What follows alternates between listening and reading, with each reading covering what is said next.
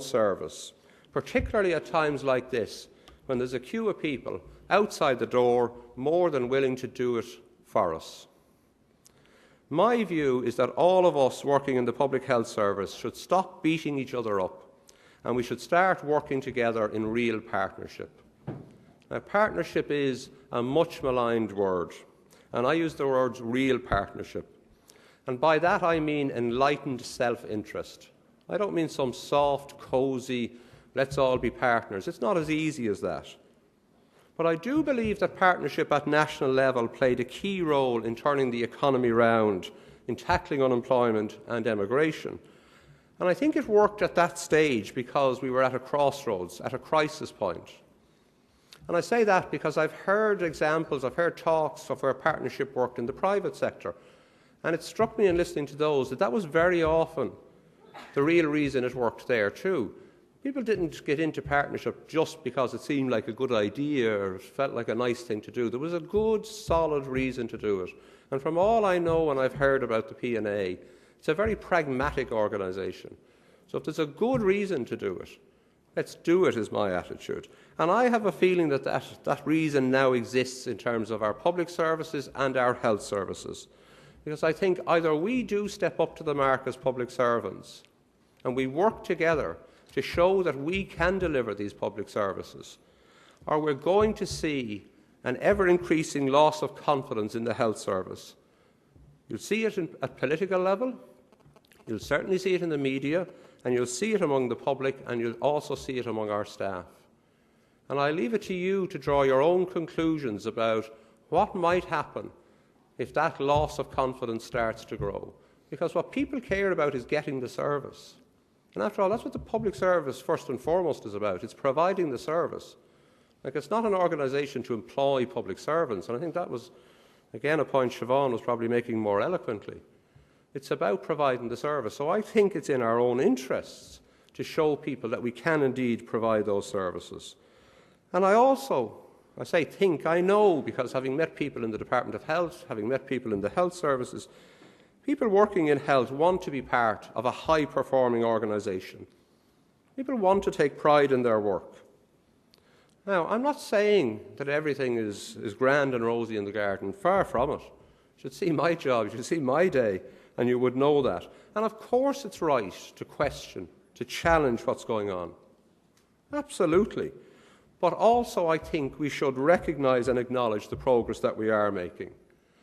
I also think that, and this is maybe our fault, and what Seamus said about the HSE, well, I suppose what it says to me, and this has come up at other gatherings, reform is seen as structures.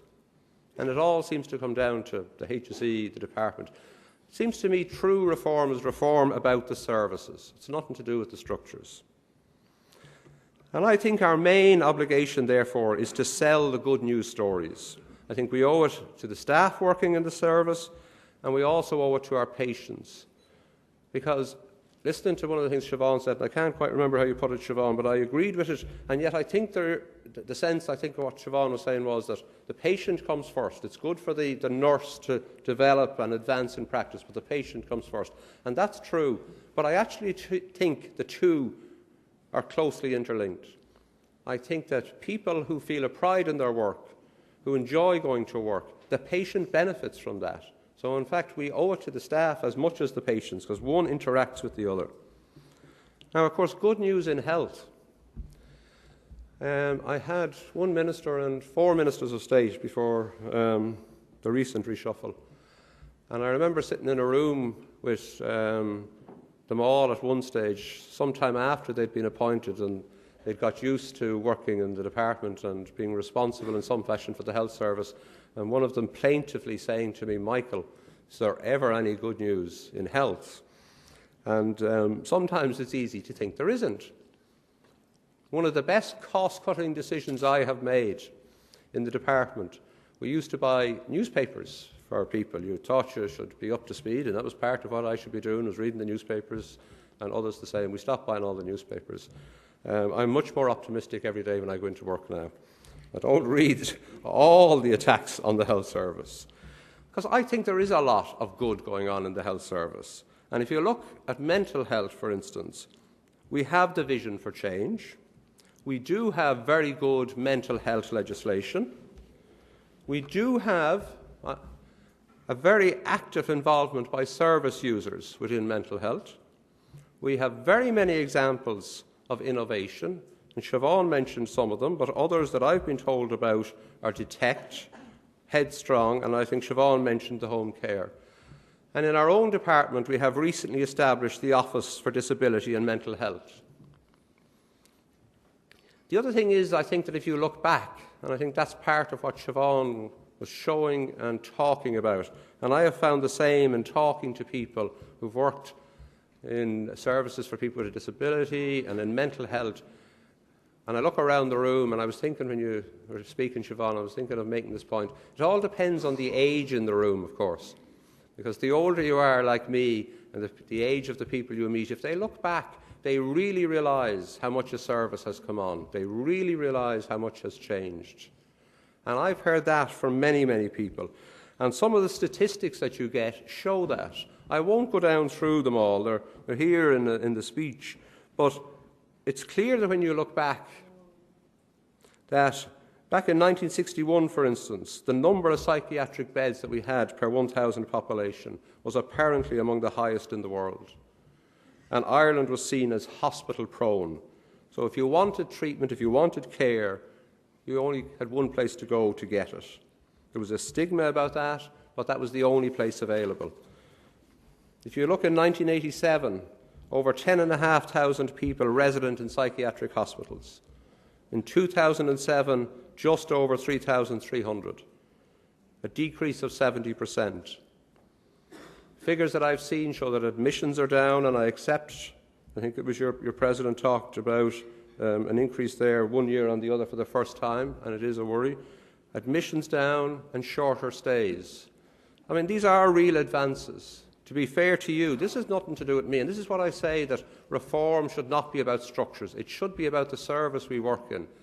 And we should be able to look back and take pride in what you've achieved, and then see what we can achieve moving forward. I spent the morning with a group of my own senior management talking about what we need to do in the Department of Health to change. I don't believe in coming out to these things and telling people this is what you need to do. You think the HSE is bad. What people think of the department, I think we were called a hollowed-out department on prime time last night. We are under a lot of attack also. A lot of very good, very committed people working in the department, trying to do their best as they see it for the health services. Tends to be health services first rather than civil service, funny enough. And I spent the morning out there talking about what we need to do. And we had one of these facilitators in. And one of the points he made is, he said, you'll never get to change unless you have some sort of a vision for where you want to get to. Some sort of story, sketch that really describes where you want to go. And everything I hear about Vision for Change says that it was very well developed, wide consultation, very well received, and does provide that vision.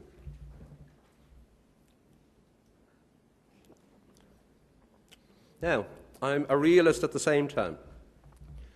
I freely admit that there has been a lot of disappointment, and I think disappointment expressed by our union, disappointment expressed at all sorts of levels about the slow rate of progress. A lot of negative commentary about it, and most of that commentary is probably justified. And let's be honest.